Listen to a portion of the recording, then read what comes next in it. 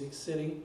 Good to see everybody's smiling faces, and it's great to see that sunshine out today. I mean, you're talking about a beautiful fall day. The next 3 days, you better get outside. That's all I'm saying. You better get outside. If you have any remaining yard work to do, now is the time. So I have divided my week up. The first 3 days we'll be finishing up the winterization of my yard. And then it's supposed to start raining, so it's time to clean out the attic. So I will expect you over at 9 o'clock Thursday morning in all the midst of the gloom and the doom, and then we'll get up in the attic and break our backs. Right. So let's, we do. All right, it's time to do our mission, vision, and purpose statement together. So let's all say them together. The vision: to remember the universal presence alive in each of us. The mission: we create experiences for expanding consciousness and awakening infinite possibilities. And our purpose: we create a sacred space for authentic transformation. Let's all stand together and let's sing "We Are Blessed." It is that time of the year.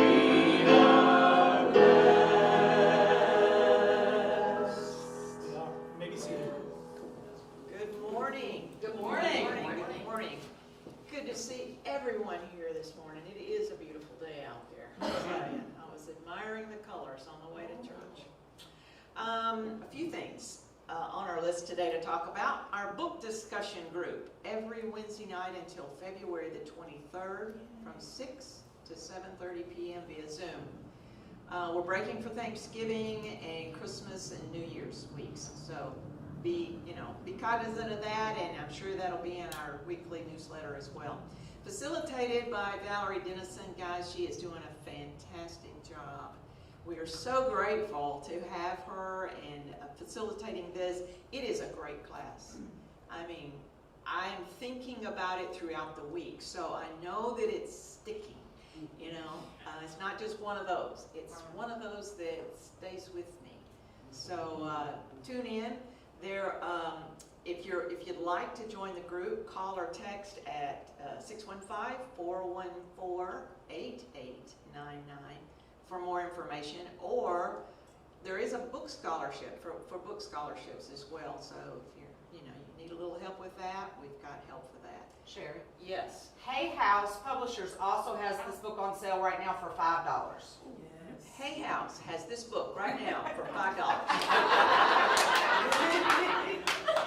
Get 10 of them.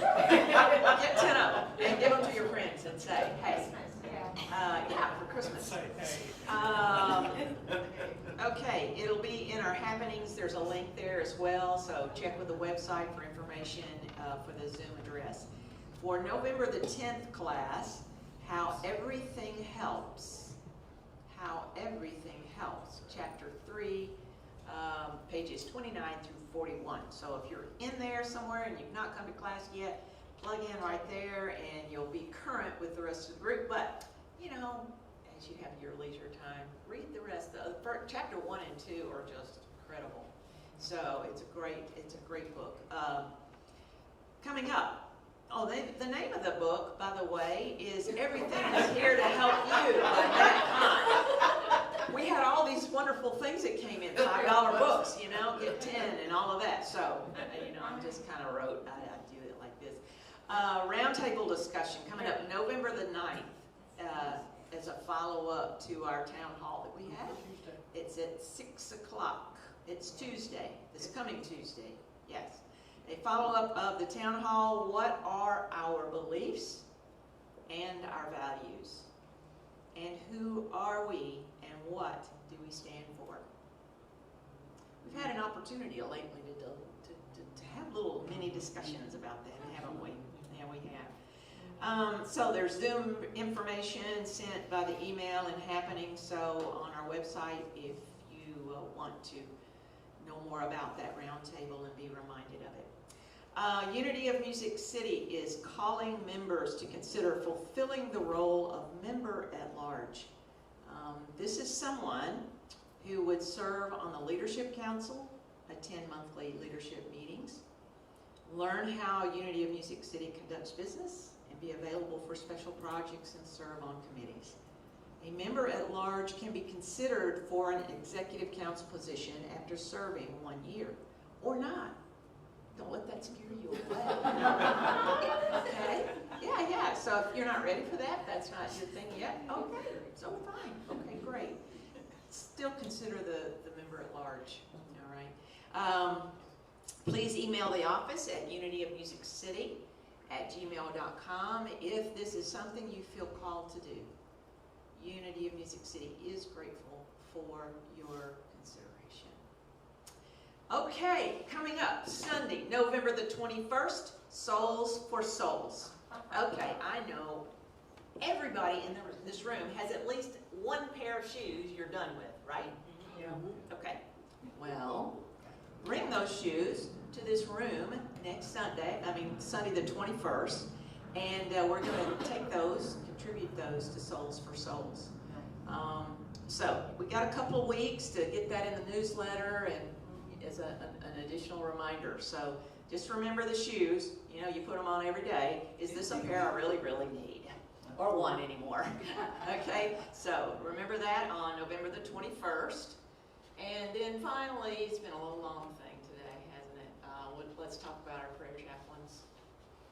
We love talking about our prayer chaplains. They are available for your prayers. If you have a concern, anything that you would like the chaplains to hold in prayer for you and be aware of, you can email the prayer request to uofmcprayerrequests@gmail.com.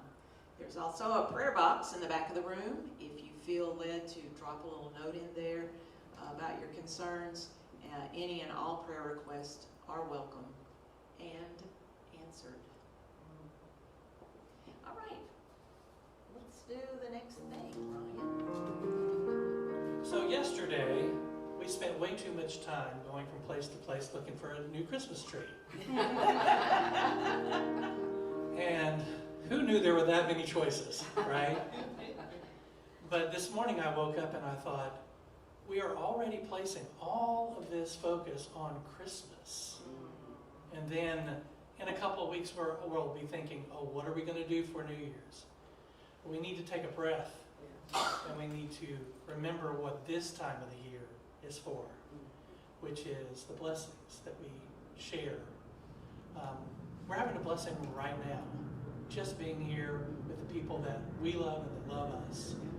So I'm going to let you sit down for the monthly mantra for today so that we can really take this in and think about how blessed we are.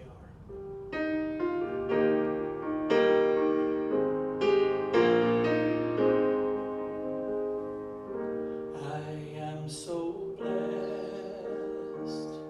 I am so blessed. I am so grateful for all that I have. I am so blessed. I am so blessed. I am so grateful. I am so blessed. I am so blessed. I am so blessed. I am so grateful for all that I have. I am so blessed. I am so blessed. I am so grateful. I am so blessed. I am so blessed. I am so blessed. I am so grateful for all I have. I am so blessed. I am so blessed. I am so grateful. I am so blessed. I am so blessed. I am so blessed. I am so grateful for all that I have. I am so blessed. I am so blessed. I am so grateful. I am so blessed. I am so grateful. I am so blessed. You sound beautiful.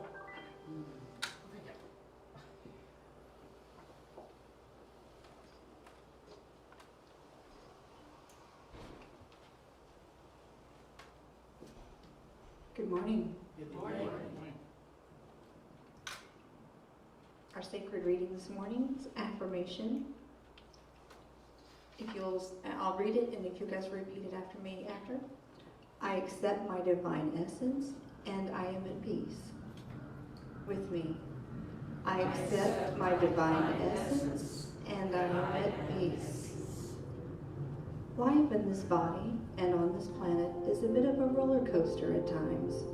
We have ups and downs, and sometimes we even have corkscrews and loop-de-loops. Some days are really good, and others are challenging.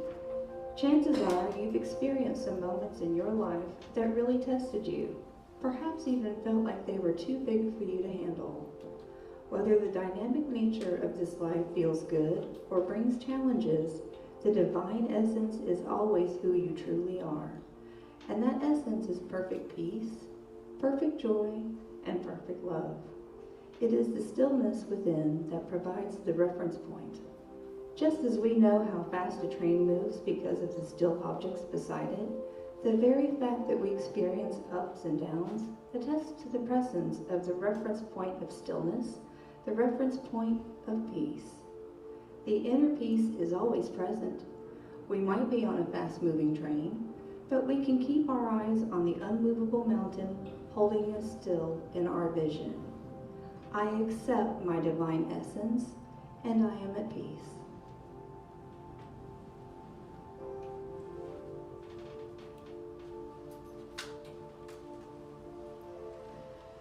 So let's just take a moment to sit in the place of acceptance.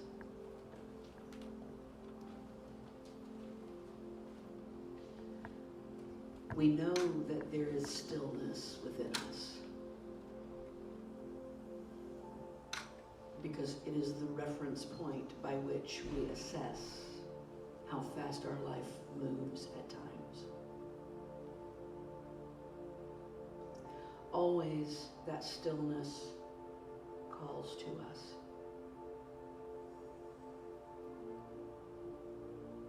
Invites us.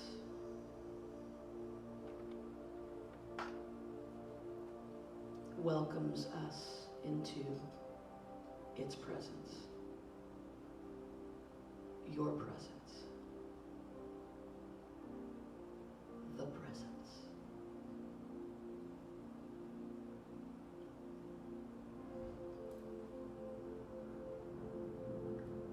For this few minutes,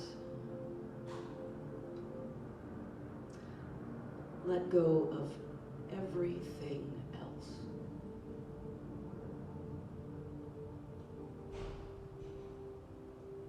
Don't listen to any sounds, just let them be. Don't attach to them.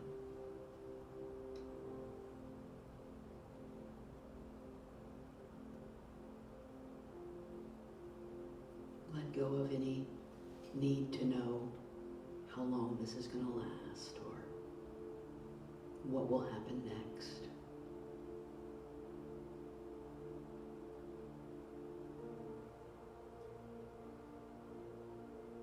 Let go of everything except that stillness.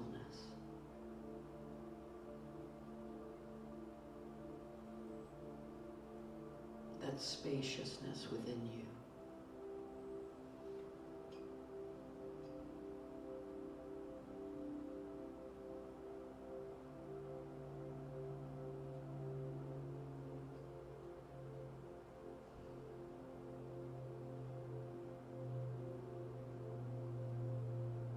For this time, just acknowledge, just notice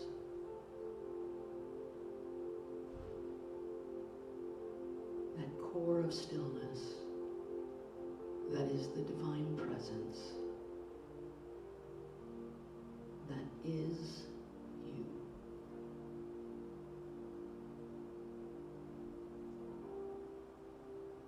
In this moment, accept the fact that you are divine.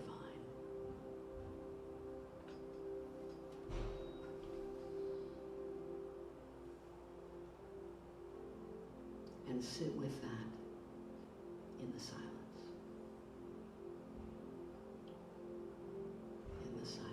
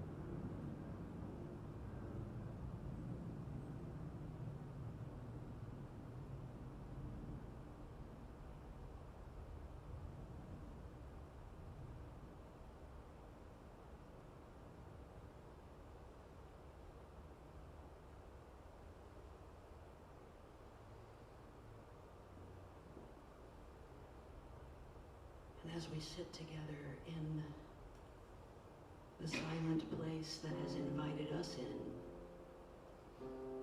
the very act of doing so is us inviting the divine. We are invited and we invite the presence of peace, the Prince of Peace, the essence of our divine nature. We step into that which calls us, and then we echo back the call to the divine to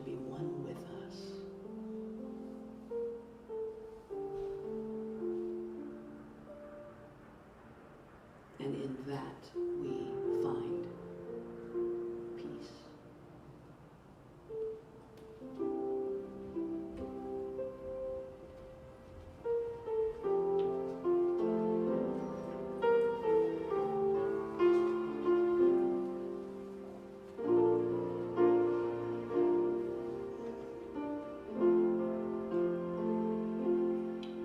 In the silence of this moment, there's a holy presence near. In the silence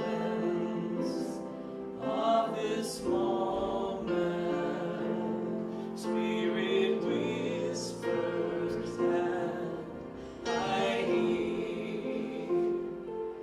In the silence of this moment, my search for hope is done. In the silence of this moment, God and I are one. In the silence of this moment, Spirit whispers and I hear. In the silence of this moment, God and I are one.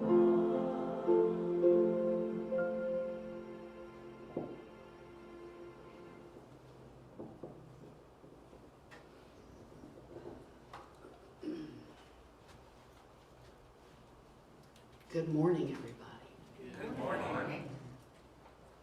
Let me tell you about the power of non-attachment.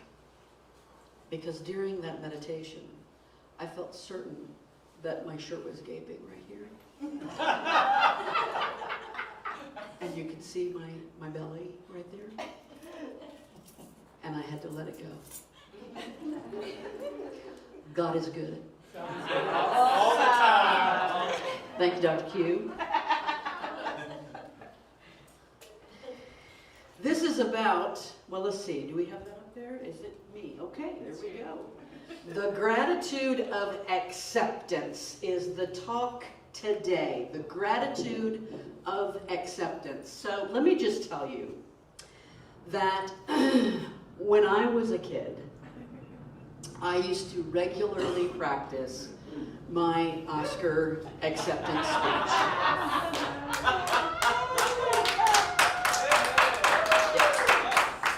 You love me. You really love me. And I gotta tell you that I was under the impression that everybody did that. In just a few moments, I'll let you know that I have just recently discovered that not everybody does that. Right? Benita's just in there going, I don't know what you're talking about. You're crazy. Look at this. We're surrounded by narcissists. I envisioned them calling me. Now, I was an actress. I was a little wannabe actress, and I would watch the Oscars regularly. And I would envision them calling my name and the music playing, and I would imagine myself walking up those stairs. There's always stairs at the Oscars, right, that you have to walk up. And of course, kissing Meryl Streep on both cheeks because of course she would be giving me my Oscar. Of course. And then stepping graciously up to the podium while the applause continued to roar. And I would have to quiet people down. And then, you know what happens next, right? A whole lot of gratitude. That moment is always about gratitude. And today we're talking about the gratitude that we find in acceptance. The gratitude inherent in acceptance, accepting things. Now, we tend to use the word acceptance in two different ways. We use it with the word speech, right? Acceptance, speech. And that is a kind of accepting what are due. But more often, we use gratitude, we use the word acceptance as in, I need to learn to live with what is. I need to learn to accept what is so that I can move on. But today, those are the two ways we tend to talk about acceptance. Today, I'm going to talk about 3 forms of acceptance and how they fit in with gratitude. This is November, of course, the month of gratitude. We're singing about gratitude. Every Sunday this month, we're going to talk about gratitude in some way, shape, or form. Now, this is a geodesic dome. Y'all familiar with those? I believe it was originally created by the architect Buckminster Fuller. I can get that out. Buckminster Fuller. And this is a particular type of structure that is incredibly strong because it's made of these triangles, right? And so you can look it up online. You can go find geodesic dome houses and all kinds of different ways that this has been used. But I use this figure, this image here with my students when I'm talking about writing their papers. And I talk about, okay, you might have a paper topic, but there are thousands of entry points into that topic. There are thousands of ways to enter into that discussion.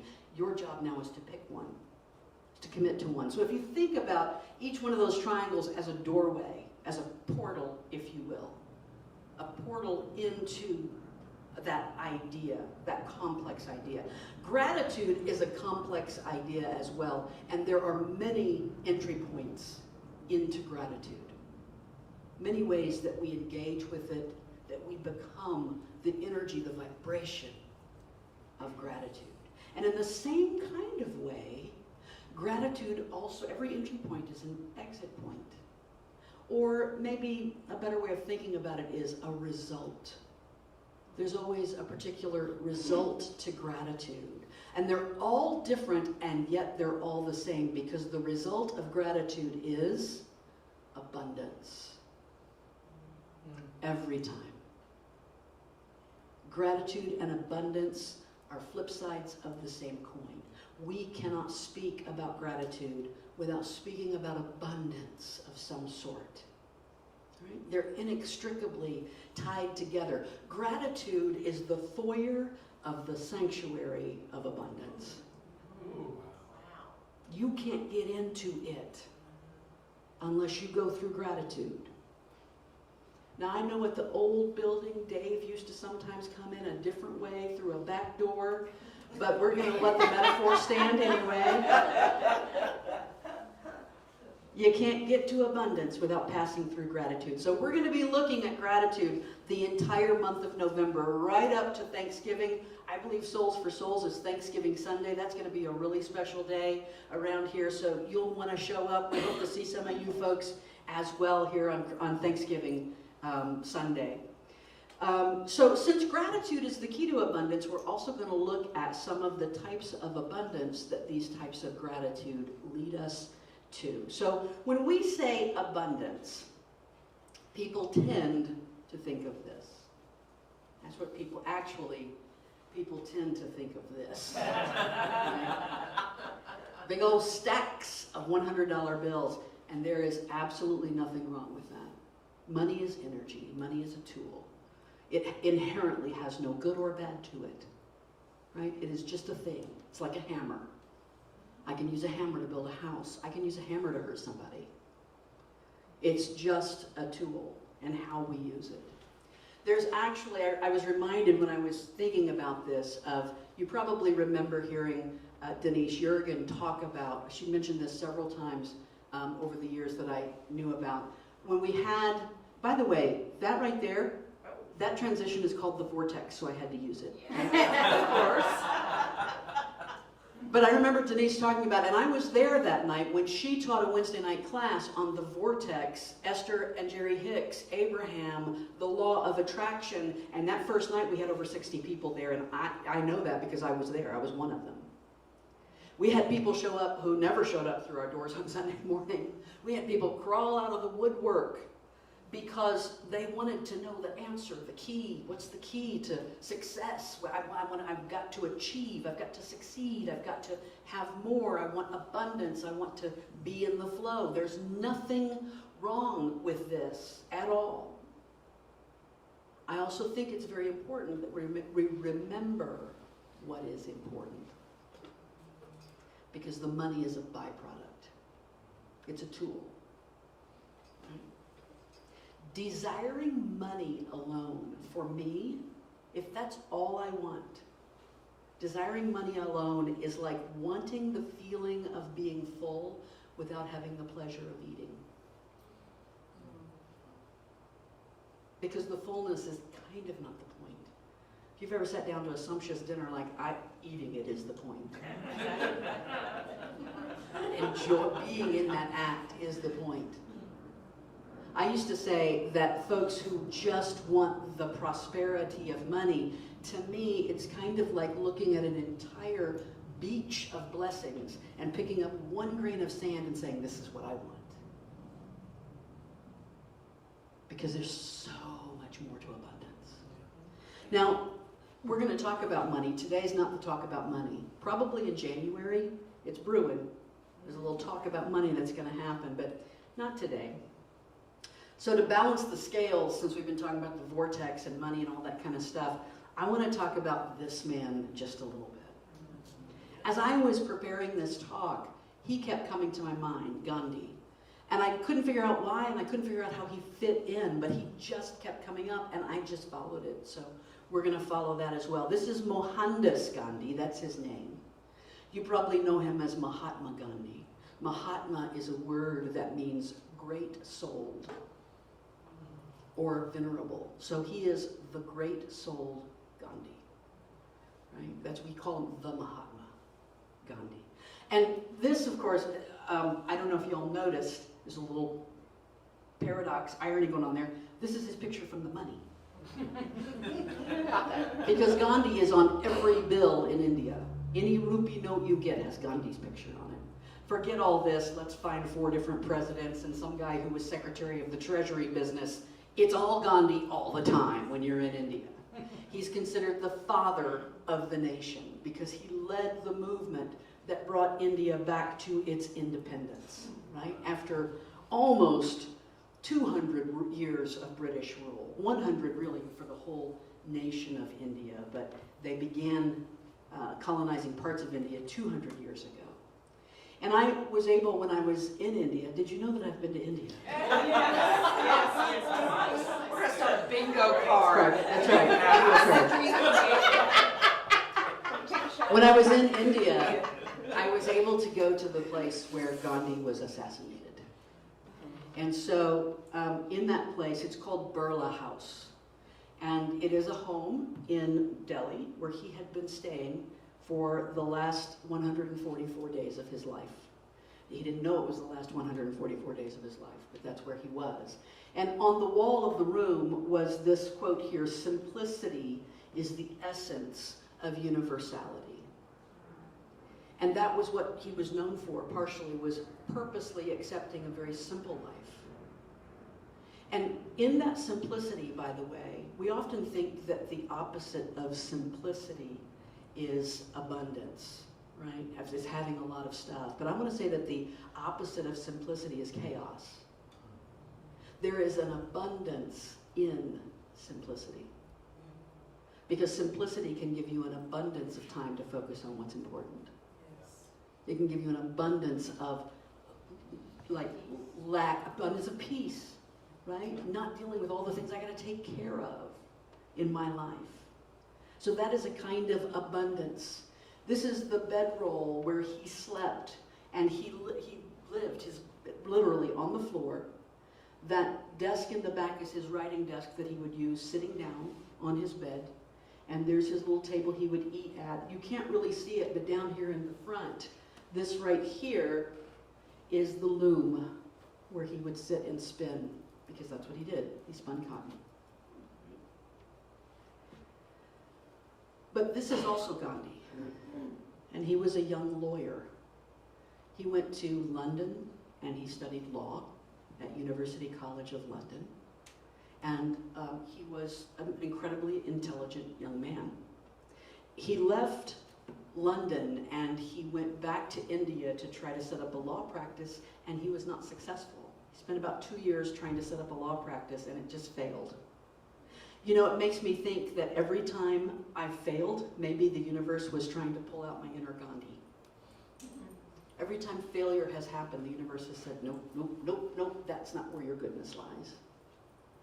He ended up going to South Africa, spent 21 years in South Africa, raised his family there, and that is where he saw real bigotry and racism happen. South Africa was, and still remains, a place that struggles with that greatly. Not just in one particular direction, but you have a mixture of the Dutch and the English and the South African natives and a big Indian population as well there. And so that is where he formulated his ideas about equality, right? His desire, his advocacy, the way that he saw the world and what he would end up standing for. When he died, these were all of his worldly remains. The whole left side are eating utensils, that's it. And his walking stick and his glasses, and probably the knife he used to cut the cotton that he was weaving. These are the last steps.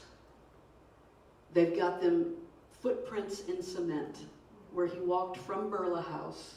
And you might not be able to read that, but it says, for the last time, Gandhiji went to the prayer meeting through this path. He was meeting someone for evening prayer. And he walked down that pathway, which you can walk right next to, and you can walk all the way to that little monument right there, which is the place of Mahatma Gandhi's martyrdom. That's where he was shot and killed, in that place.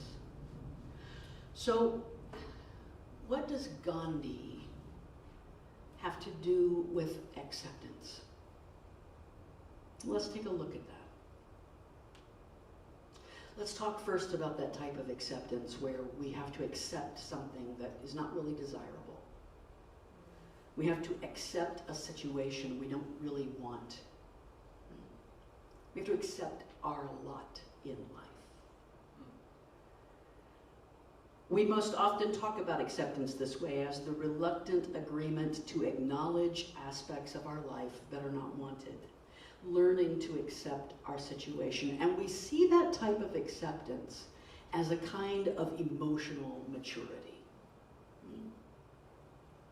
It is a place that is the final step in Elizabeth Kubler-Ross's 5 stages of grief, right? Denial, anger, bargaining, depression, and finally, acceptance. It's the first stage of the serenity prayer.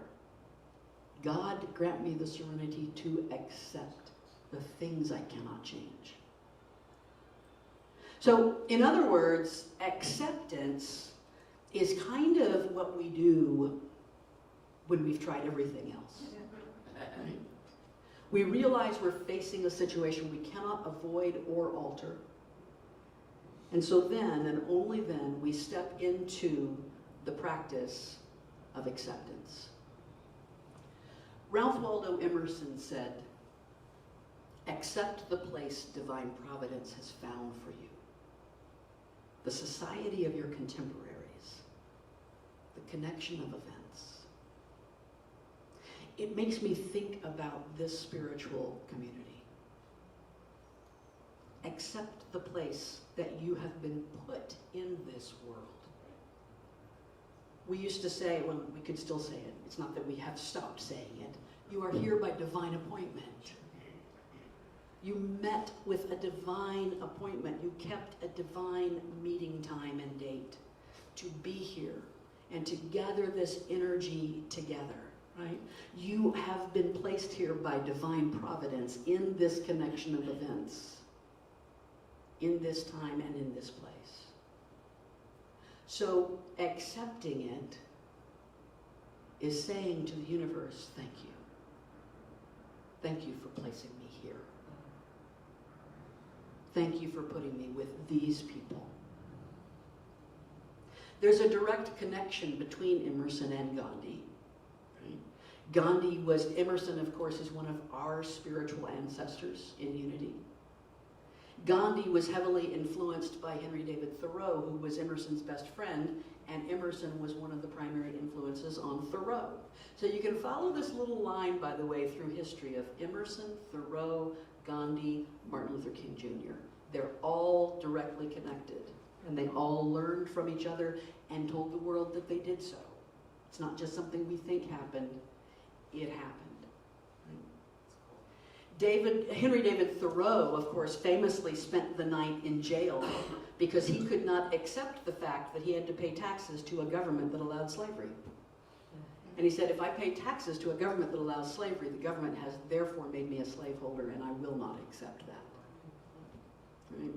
So he spent the night in jail. Now, Henry David Thoreau, much of what he did gets a lot more acclaim than the reality of it, because the next morning a friend of his paid the bail and he got out. It's kind of like that 2 years he spent on Walden Pond. Everybody thinks he was out there in the wilderness all by himself. He was like a half-hour walk into the center of Concord, okay? So he literally could walk in and get his groceries and walk back out, right? This Henry David Thoreau's writings on civil disobedience inspired Gandhi to create his concept of Sachigraha. And Sachigraha means literally holding firmly to truth. It reminds me very much of stand in your truth. We used to talk about that a lot. We used to sing about it, right? Stand in your truth.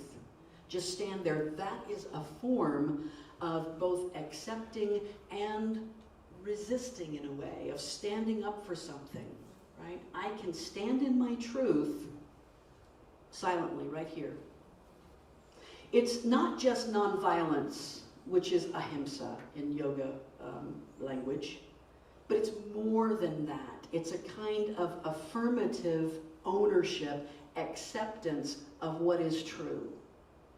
Now, there are 3 guidelines for Sachigraha, and they sound a whole lot like the American Civil Rights Movement, especially that last one. The first one is appreciate all the other laws of the state and obey them voluntarily. You have a problem with this law? Fine, let's hold to the truth of that. Appreciate everything else and hold to them voluntarily. Tolerate these laws even when they're inconvenient. Show yourself as, right? As being a team player. So you'll have to take me seriously when I stand in my truth over here.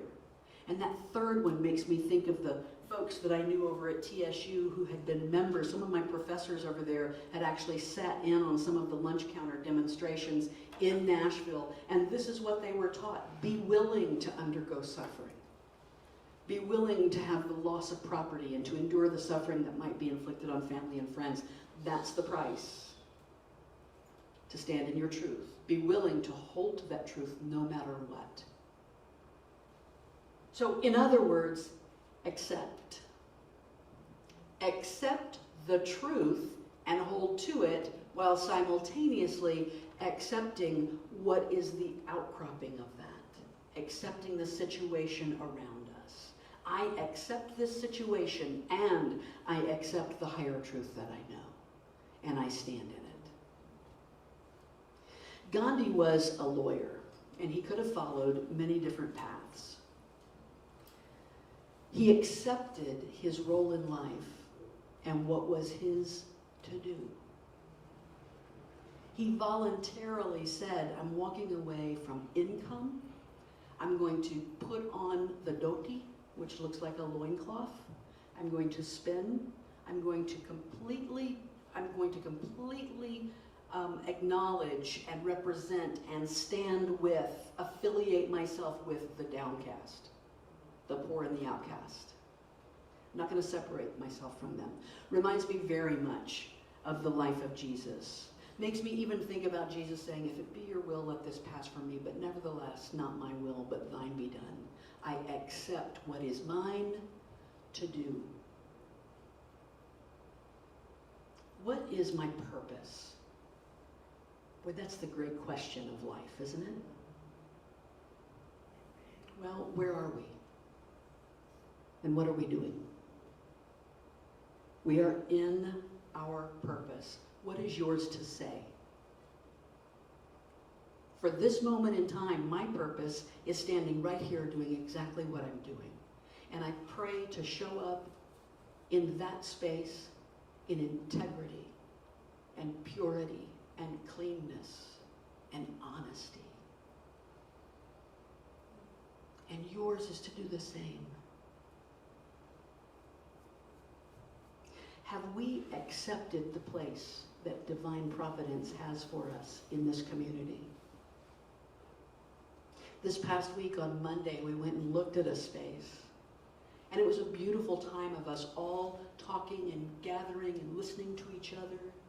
And whether that's our space or not, we know that we have a cleanness of purpose and a connection with each other, and we're ready. If nothing else, Monday night, send a message to the divine that says, we are ready for this. We are ready for this. So we will step into it whenever you guide us to do so. Right? And thank you, God, for comfort suites. Thank you, God. We accept where we are. We accept this. We are grateful for it. We look at the abundance of it. And we welcome new people into this space. We're not going to have any preconceived notions about what this space can do or be. Sometimes we don't like to accept situations. The tension between accepting what is now and desiring a different reality is one of the central parts of being human. And that tension is kind of what keeps us awake.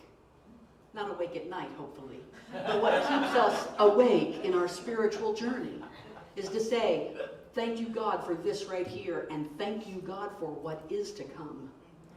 And I will live in the gratitude until that abundance shows up and welcome it and keep flowing with it all of the way.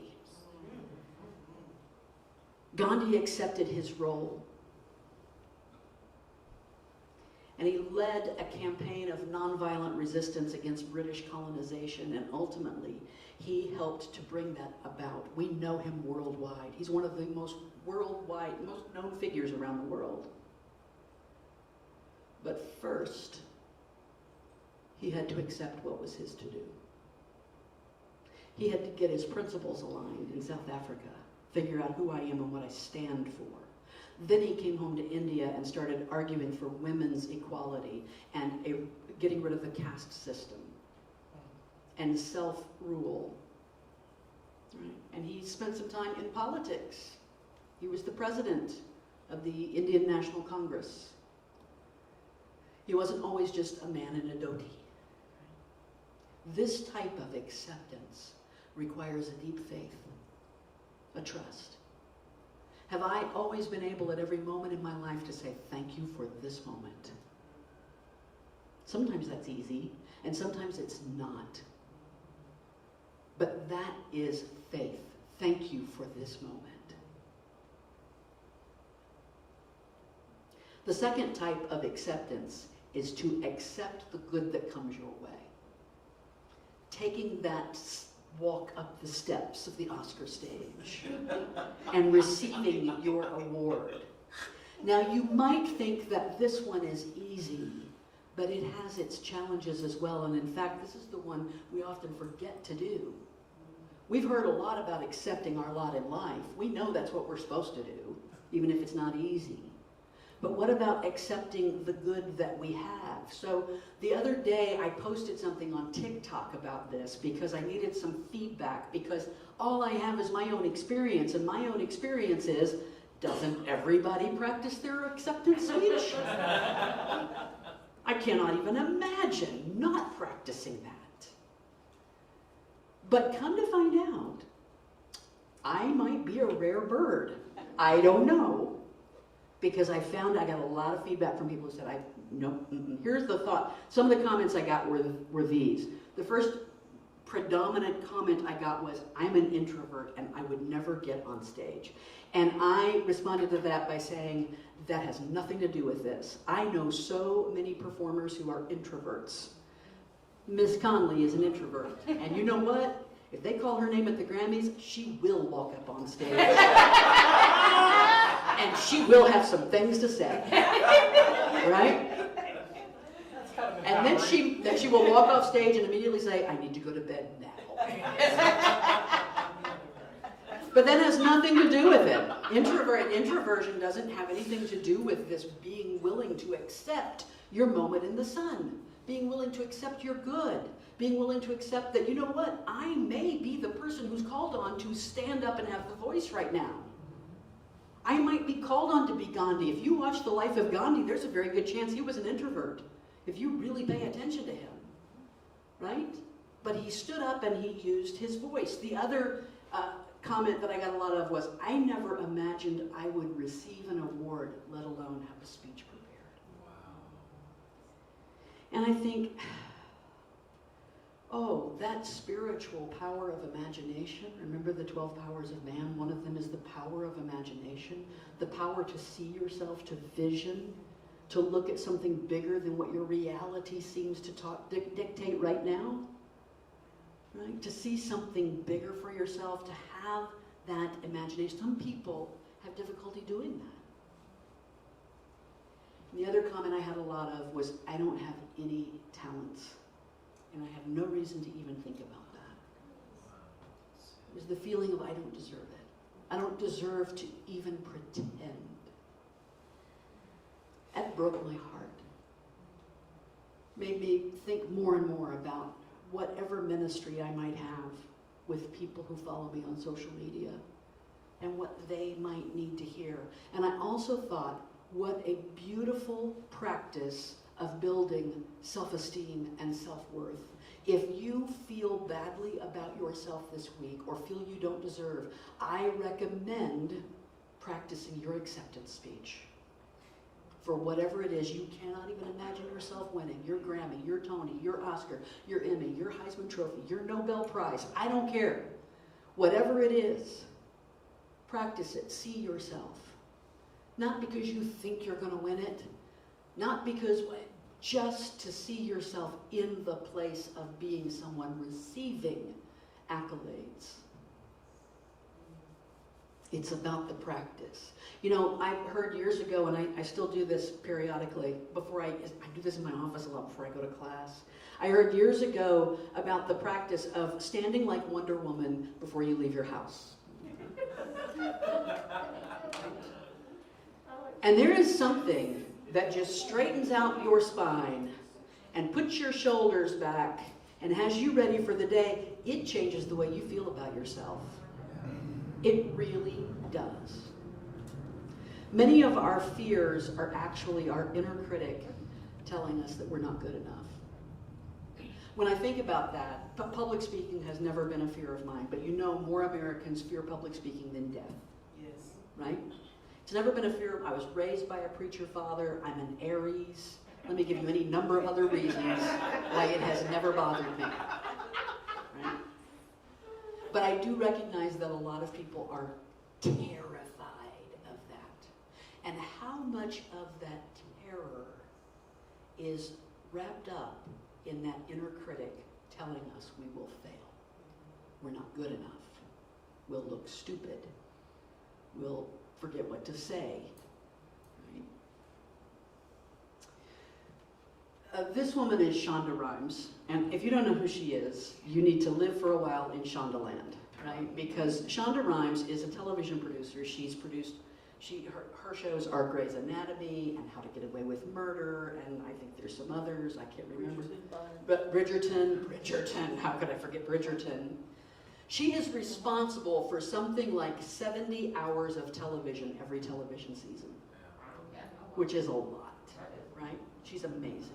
She wrote a book a couple of years ago called Year of Yes, the year of saying yes, and she's got a TED Talk. I encourage you to look it up, her TED Talk on the Year of Yes, but she talks about how she decided she was going to say yes regardless of what she was afraid of. And she was like, get up and give a public, she's afraid of public speaking. Get up and give a TED talk? No, but yes. Acting? No, but yes. Yes, I'm going to do it. I'm going to step into that. And she says, she asked herself in this talk, what am I afraid they will see if I am really myself? Back a while back, some of you may have been there, some of you may not have been there, but I talked about going to see Lisa Fisher at the City Winery and how it was a spiritually life-altering moment for me. And it was because, what am I afraid they will see if I'm really myself? They see authenticity shining. And people love that. People are drawn to it. It's like a the call to prayer in Muslim countries. It's like, come on, authenticity is happening. What if you got up and showed really yourself? You all know that we honor the people who do that. We love the people who do that. We give them awards. Right? We give them awards. And so what are we afraid of people seeing? Holy Spirit, I accept the good that you have for me. You've probably heard this phrase, what you resist persists, right? What you resist persists. Have you heard this part? What you accept transforms. What you resist persists, but what you accept transforms. I accept the good you have for me today. I accept the bounty and the surprises and the joys and the appreciation I am going to receive today. I will take it in. And when it comes around to me, please remind me, Holy Spirit, that my only task is to accept it. Not to shun it or put it aside or make the assumption that it's not for me because I'm not good enough, but to actively and gratefully and willingly accept it. Thank you. I had a friend in high school who taught me this just through this one thing that she would do. You would say, Stephanie, you look great today. Thank you. And you know who else does it? Nikki Conley. She teaches me the same thing. Honey, you sounded great on that song. Thank you. Just accept it. Just take it in. Thank you. I appreciate that. Right? Not, oh, well, I didn't really care for it, or I was flat on that one note, or, well, this is an old pair of pants. It doesn't really. Thank you. Thank you. Acceptance is the ultimate act of gratitude. If someone called my name to receive an Oscar, and from my chair I said, no thanks, I'm really not good enough. That shouldn't be mine. The papers the next day would say she was so ungrateful. We tried to give her something. She was so ungrateful. Accepting is gratitude. When I accept what comes my way, either desired or not, I am giving a huge thank you to the universe. I'm opening my arms wide and saying, I'm ready, thank you. Ralph Waldo Emerson also said, accept your genius and say what you think. Accept that you have something to offer to the world. So this is the third type of acceptance. Accepting that you are divine. Accepting that your true essence is the very presence and essence of God.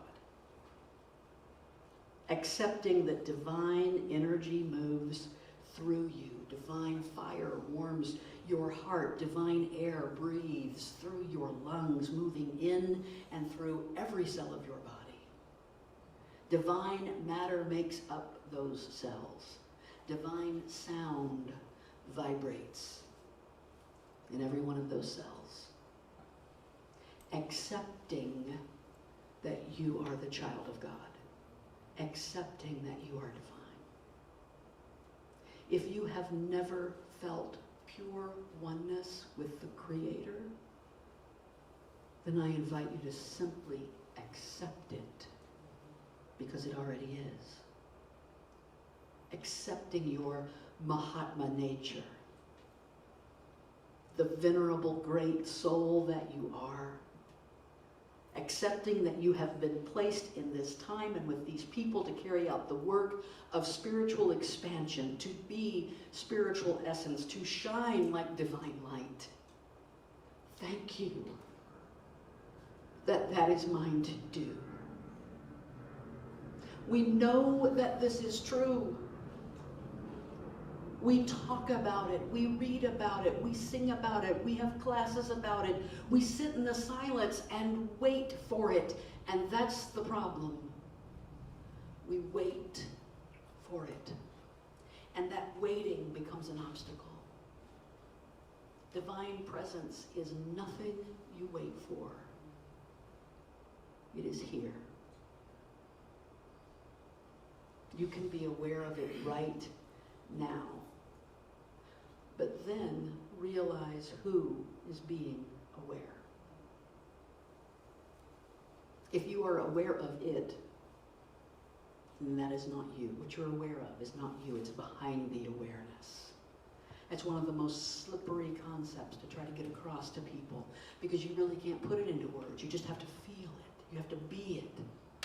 You are observing yourself, trying to be aware of the divine presence you are, but now just settle back into the awareness. Settle into the I am. Not I am aware of divinity, I am. You're not trying to see anything. You're not trying to feel anything. You're not waiting for anything. You're just being. Just, I am. I am the vibration, not the awareness of the vibration. I am the light, not the awareness of the light. I am the presence, not the awareness of the presence.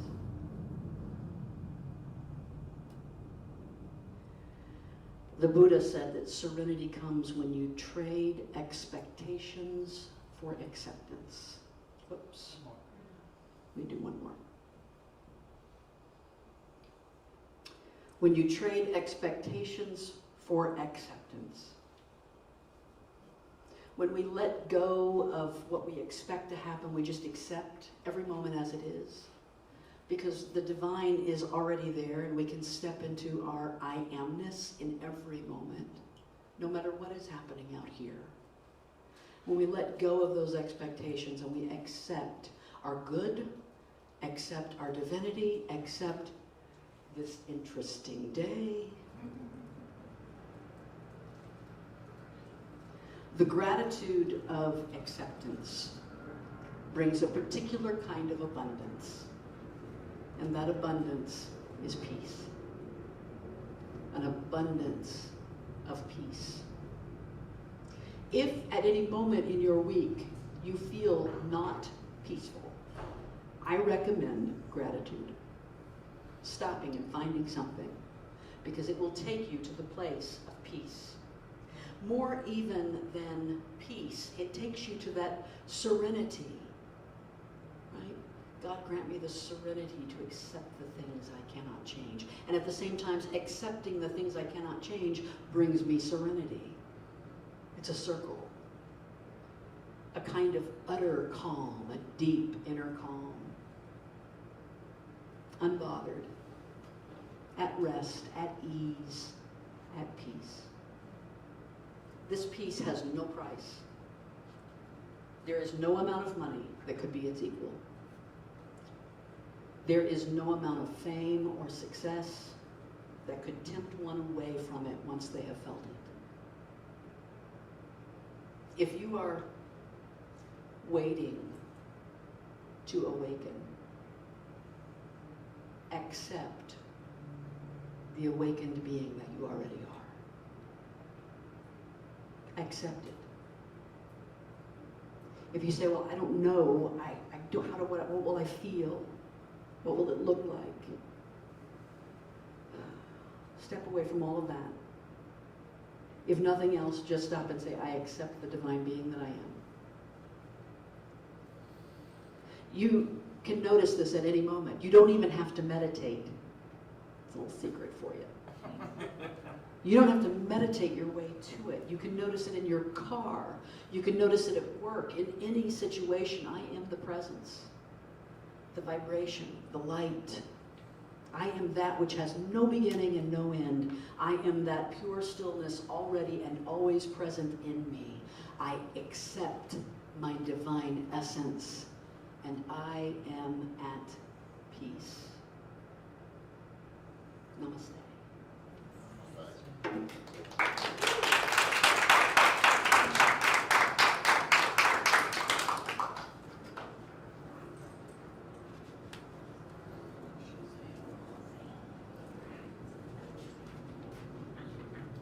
We are so blessed. We are so grateful for all that we have. As we sit in this abundant feeling, I feel extremely abundant right now. And it reminds me of the two ways that we show our abundance, the way that our abundance shows up. For the spiritual side of us, it shows up in service to others. The physical side, it shows of us giving of our gifts to the places that we're spiritually fed. And that's where we are now. There's a bucket there right beside the door for you to give your gifts. And let's say our offertory blessing together. Divine love flowing through me blesses and multiplies all that I have, all that I give, and all that I receive. And we do that in infinite abundance. Let's all sing together.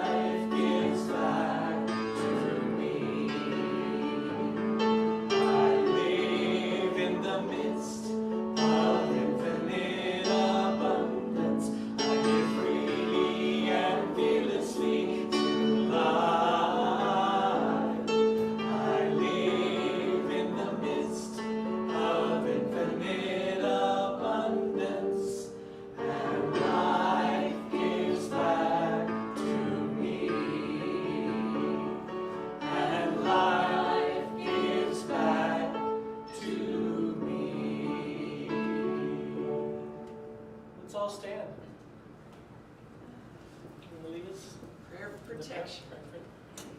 The light of God surrounds us. The love of God enfolds us. The power of God protects us. The presence of God watches over us. Wherever we are, God is, and all is well.